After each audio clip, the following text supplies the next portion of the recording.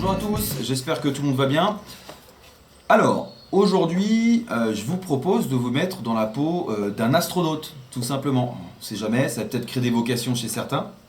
Je vais vous proposer un atelier sous forme de vidéo pour vous montrer, vous expliquer comment on fabrique une fusée à eau ou fusée hydropneumatique. Hydro pour l'eau, pneumatique pour l'air. Donc tout simplement avec du matériel que l'on a à la maison, vous allez pouvoir faire ça facilement, d'accord? Donc je mets ça de côté, donc vous allez faire ce genre de fusée. Je mets ça de côté et je vais tout d'abord vous proposer, vous présenter le matériel dont vous aurez besoin pour fabriquer cette fusée. Donc n'hésitez pas à prendre des notes au fur et à mesure, donc les étapes, le matériel, faire un listing de l'ensemble du matériel dont vous aurez besoin et puis des différentes étapes de fabrication. Je vais essayer d'aller lentement et puis vous allez pouvoir suivre comme ça. Évidemment, on mettez pause sur la vidéo une fois qu'elle sera publiée.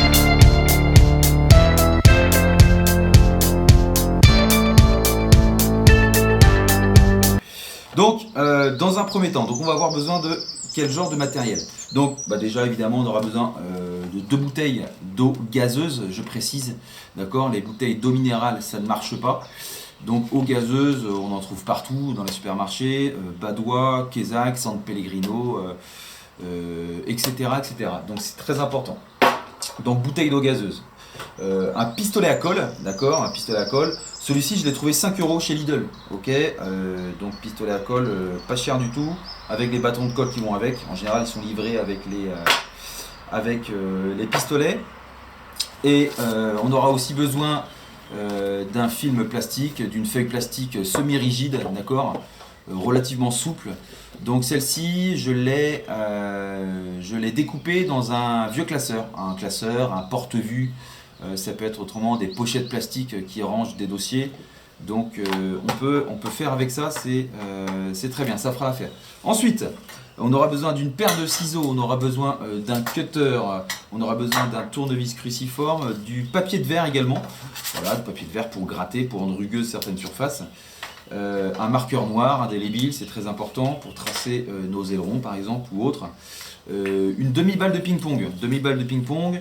Voilà, moi j'ai 2 coloris, on verra laquelle des deux se marie le mieux avec la couleur de ma bouteille, sachant je vais vous proposer de la peindre avec de la peinture. Quoi d'autre? Donc c'est à peu près tout. J'ai rien oublié, il me semble. Allez, de la pâte à modeler également. Vous verrez ça pourquoi. On aura besoin de pâte à modeler ou de silicone. Autrement, on en parlera par la suite. Du journal, voilà, pour la peinture. Du papier, du scotch papier de peintre qu'on trouve un peu partout au supermarché. Un morceau de bois, un petit carré de bois, comme ça, pour créer un support. Je vous montrerai au fur et à mesure de la vidéo. Et puis, éventuellement, si vous avez la possibilité ou le désir de peindre votre fusée, c'est pas obligatoire, de la peinture aérosol, donc on peut trouver partout, également en supermarché ou en magasin de bricolage. Donc vous aurez besoin de ça.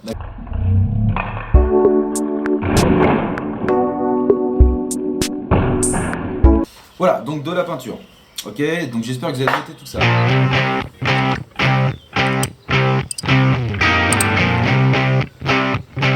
Donc on va commencer tout d'abord par faire nos ailerons. On va faire nos ailerons. Donc très simplement, on va prendre notre marqueur et on va le long du goulot tracer. Donc on va positionner notre bouteille à plat comme ça sur notre table, au-dessus de notre film plastique. Donc on va tout simplement venir épouser la forme de notre goulot comme ça et on va venir tracer une forme d'aileron, d'accord? On va faire plus arrondi que ça. Donc vous pouvez la faire de n'importe quelle forme, d'accord? Carré, rond, triangulaire, c'est pas important, d'accord? Et ça va nous donner ça. Ok. Ensuite, avec nos ciseaux, on va venir découper.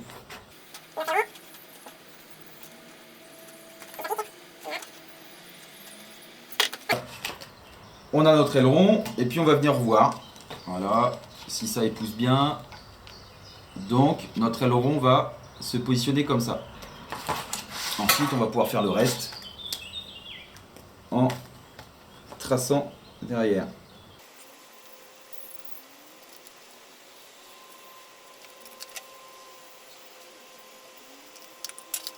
Je vous propose de mettre une petite musique d'ambiance, d'accord, le temps de découper. Allez. Musique d'ambiance. Non plus. Là, c'est bon. C'est parti.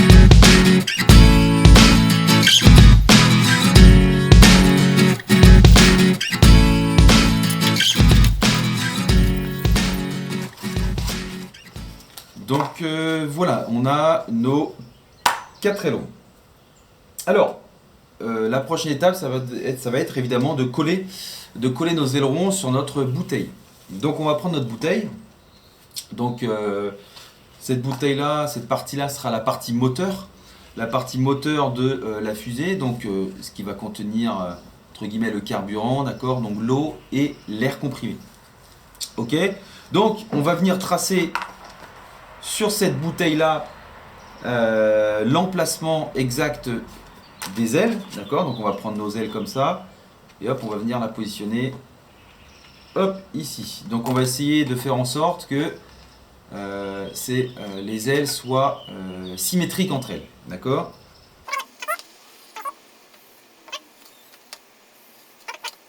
Une fois qu'on a fait ça, on va se retrouver avec ce résultat. Donc on aura tracé 4 traits qui correspondront à nos 4 ailerons.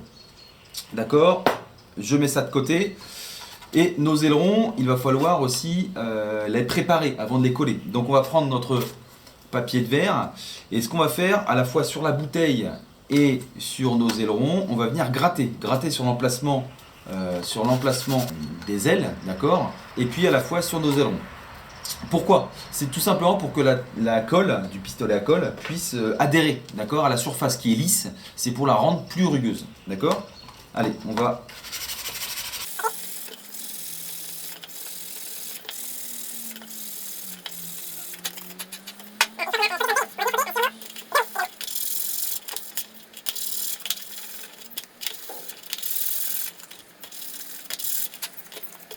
Voilà, alors, maintenant qu'on a fait ça, à l'aide de nos 4 ailerons, de notre bouteille et de notre pistolet à colle, on va venir appliquer de la colle sur les marques que l'on a faites, d'accord, pour venir y coller, hop, nos ailerons.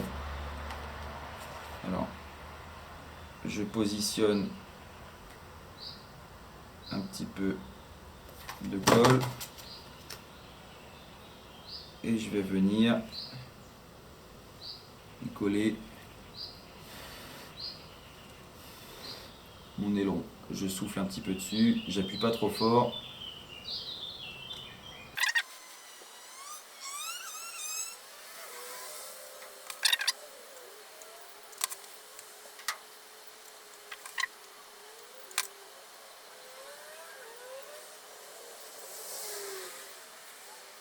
Une fois les ailes collées, ça nous donne ça. Donc c'est à peu près d'équerre.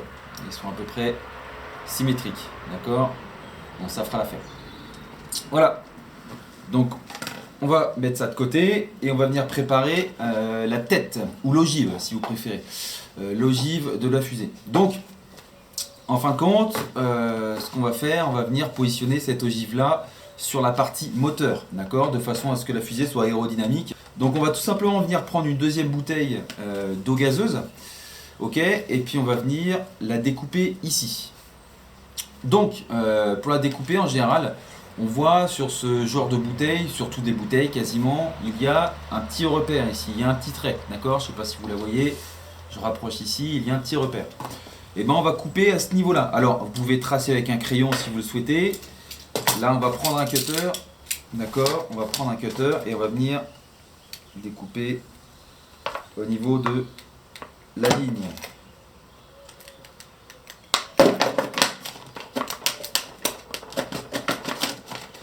Évidemment, on fait attention à ses doigts, Mettez des gants anti-coupure si vous le souhaitez. Ok, on met cette partie-là et on va venir avec notre ciseau découper le long de la ligne le plus proprement possible. Ok. Et voilà, ça ressemble déjà à une fusée. Ce que je ne vous ai pas dit, c'est le morceau de bois que je vous avais demandé de prendre tout à l'heure. On va venir donc avec un tournevis et notre vis à bois la visser sur le bois.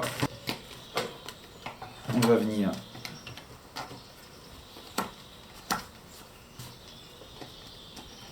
la visser dessus. Et là, on va pouvoir travailler tranquillement sur notre fusée. D'accord ? Voilà, là, on a déjà une belle fusée. Ok, je ne sais pas ce que vous en pensez, une belle fusée rouge. Ce qu'on va faire pour que ça ressemble davantage à une fusée, on va venir couper le petit morceau ici de façon à rendre l'ogive plus jolie, d'accord ? C'est pour l'esthétique. Donc pour ça, alors je vais mettre ça de côté. On va tout simplement venir découper la partie du dessus pour y mettre notre balle de ping-pong. Notre demi-balle de ping-pong. Donc pour ça, vous allez prendre votre marqueur. Vous pouvez tracer, voilà, un repère ici. Je l'avais déjà pré-repéré. Comme ceci, d'accord ? Comme ceci. Donc faites attention, c'est la partie la plus rigide de la bouteille. Avec votre cutter, il ne faudrait pas risquer de se blesser, d'accord ? Aidez-vous d'un adulte, d'accord ? Aidez-vous d'un adulte, vous mettez des gants, mais faites vraiment attention à ça.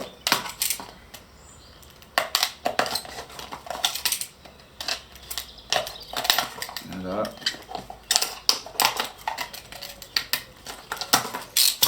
Voilà, là on vient de couper notre nez de fusée. Alors n'hésitez pas à ajuster un petit peu avec des coups de ciseaux pour rendre ça le plus droit possible. Ok ? Et on va venir placer notre balle de ping-pong comme ceci. D'accord ? De façon à, hop, là ça pourra ressembler à une fusée, une belle fusée. Ok ?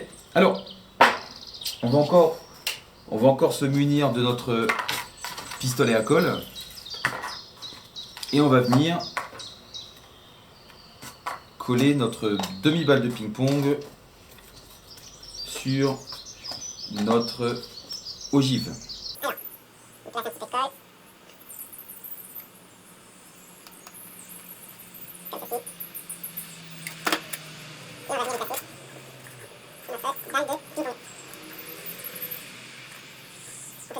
On prend notre fusée et placer dessus. Voilà, déjà notre fusée, elle ressemble à quelque chose. Donc voilà la version définitive de notre fusée. Ok ?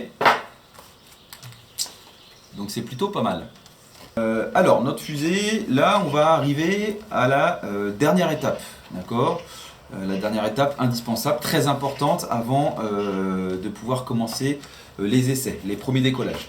Ce qu'on va chercher à déterminer ici, c'est l'équilibrage de la fusée. Alors, pourquoi l'équilibrage ? C'est tout simplement pour que le vol se passe bien, dans de bonnes conditions. Donc, là, j'ai fait un petit marquage. En théorie, là, je suis à peu près au milieu de la fusée. Ici, normalement, c'est le point d'équilibre. Je souhaite que mon point d'équilibre soit là, pour que ma fusée soit vraiment bien équilibrée. Si je mets mon doigt là où j'ai fait mon marquage, hop, je vois que ce n'est pas le cas. Là, je vois que ma fusée part vers l'arrière. C'est pas bon. Moi, je voudrais qu'elle soit toute droite sur mon doigt, comme ça en équilibre. Si je déplace mon doigt, je vois hop, que mon équilibre est, voilà, effectivement, trop vers l'arrière. Donc, en fin de compte, on va venir lester le nez de notre fusée de manière à retrouver notre point d'équilibre ici. Donc, c'est là qu'intervient notre pâte à modeler, ici. Donc vous en prenez un bout, la pâte à modeler que vous allez piquer à votre petite sœur ou votre petit frère, mais vous ne lui dites pas. Hop, on va enlever le nez et puis on va tout simplement le mettre à l'intérieur. Mettre le petit morceau de pâte à modeler à l'intérieur. Alors faites des essais, hein. D'accord? Faites ça à tâtons. Vous mettez votre pâte à modeler et vous essayez de retrouver votre point d'équilibre après. Et vous rajoutez, vous enlevez de la matière au fur et à mesure. Ok, donc là, je vais faire un essai. J'essaie de bien la mettre. Voilà. Alors, je vais revenir sur mon marqueur et je vais mettre mon doigt à ce niveau là à peu près. Ah, je vois que mon point d'équilibre, si je décale un peu, voilà, on est pas mal, d'accord.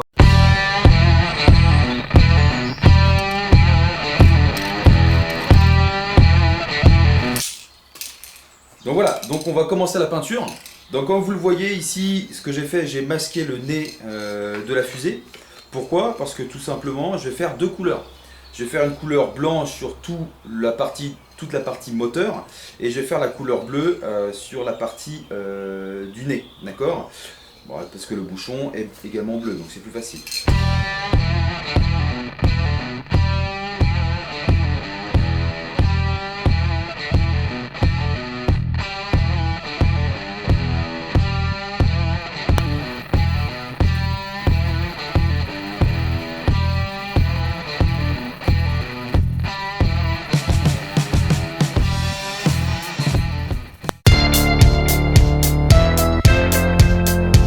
Donc voilà notre base de lancement qui va nous servir au décollage de la fusée. Alors, cette base de lancement, bon, elle a une structure bois qu'on a assemblée, ok, mais elle est surtout composée voilà, d'un tuyau. Donc ce tuyau-là qui est ici, qui est relativement long, on a pris plusieurs diamètres de tuyaux, d'accord, de façon à pouvoir l'adapter à une pompe à vélo, ok. Donc, on y a mis un embout adaptable à la pompe à vélo qui est ici, de manière à pouvoir y remplir la bouteille d'air comprimé, d'accord? La pompe à vélo qui est ici, elle est équipée d'un manomètre. Ce manomètre là nous permettra d'avoir un suivi sur la pression qu'on y met. Alors, première chose en termes de sécurité, 2,5 bars c'est le maximum, d'accord? Faire attention, ça peut quand même être dangereux là-dessus. Alors, le déclenchement, comment cela se passe-t-il? Donc en fin de compte, tout simplement, on a un embout de jardinage qui est ici, ok, qu'on va venir baisser pour pouvoir relâcher notre fusée, pour qu'elle puisse partir, d'accord? Sur la fusée, qu'est-ce qu'on y a mis? On y a tout simplement mis un embout, toujours pour le jardin, de tuyau d'arrosage, d'accord? Et au milieu, on est venu coller un bouchon de bouteille, de façon à pouvoir la visser dessus. Pourquoi est-ce qu'on a fait ça? Alors c'est pour faciliter l'étanchéité, c'est pour accentuer l'étanchéité de la fusée, d'accord? Parce qu'au fur et à mesure qu'on va rajouter de la pression, les risques de fuite sont plus importants, d'accord? Donc il existe d'autres manières hein, de pouvoir faire décoller cette fusée. Hein. La deuxième manière, la plus simple je dirais, c'est tout simplement un bouchon de liège avec un embout, une petite aiguille pour gonfler les ballons, on le perce, on met notre pompe à vélo et puis on va pouvoir y mettre la pression souhaitée. J'ai un système de déclenchement. On a créé un système de déclenchement qui permet à distance, d'accord, c'est très important, toujours la sécurité, à distance de déclencher notre fusée. Donc dès que j'active mon frein ici, d'accord, on voit qu'il y a un câble qui est relié à la bague de jardinage. Hop, on active le frein et elle va pouvoir décoller. D'accord? Autre chose, on a rajouté sur ce frein un câble. Ce câble-là nous permettra de déclencher la mise à feu, le décollage à distance. Un petit peu de notion scientifique, c'est important. On va parler du principe d'action-réaction. Alors, le principe d'action-réaction, qu'est-ce que c'est? Eh bien, tout simplement, lors du déclenchement de ma poignée de frein, ma bague va se libérer, l'eau sous pression, grâce à l'air, va s'expulser à très grande vitesse et par réaction, la fusée va décoller. Donc l'action, c'est quoi? L'action, c'est l'expulsion d'une masse, donc l'eau, d'accord? Et en réaction, la fusée, elle va monter, elle va décoller. Pareil, vous pouvez illustrer cette notion avec un skateboard. Vous asseyez tout simplement sur un skateboard, vous prenez un gros ballon de basket, d'accord? En action, l'action que vous faites, c'est vous expulsez le ballon devant vous et en réaction, le skateboard va reculer, d'accord? Le principe d'action, réaction. Allez, on va débuter les tests et puis on va voir ce que ça donne. Allez, c'est parti!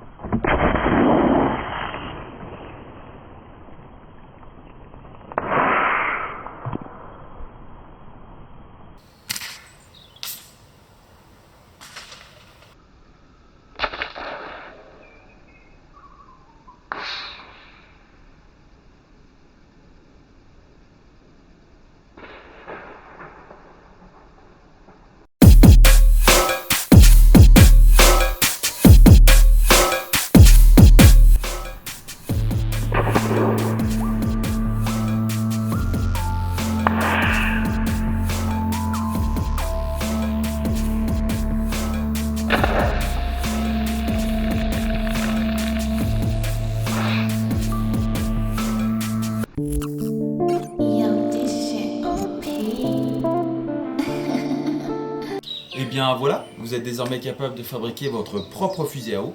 Et n'oubliez jamais de viser la lune, car même si vous la manquez, vous atterrirez toujours dans les étoiles. Voilà, la petite citation est dite, impeccable. Donc, cette activité sur la fusée hydropneumatique regroupe plusieurs notions que l'on a abordées en 5e et en 4e. Notamment l'aspect cahier des charges, d'accord? Donc on a un cahier des charges qui va lister les différentes contraintes et suivant ces contraintes-là, on va élaborer un projet en passant par le thème prototypage, d'accord? Aussi, on avait vu ensemble tout ce qui est l'aspect énergétique, d'accord? Comment fonctionnent les objets et en l'occurrence la fusée, comment est-ce qu'elle décolle, d'accord? On avait vu le principe d'action-réaction, je vous ai expliqué ça dans la vidéo, retenez ça, c'est très important. On a vu également la manipulation des outillages, on a vu l'aspect sécurité, très important. Je vais développer un petit peu plus ce sujet.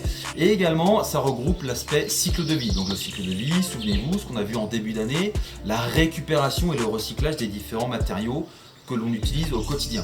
Ça fait quand même beaucoup de choses, on va virer tout ça. Voilà. Alors j'aimerais tout d'abord revenir avec vous sur plusieurs points.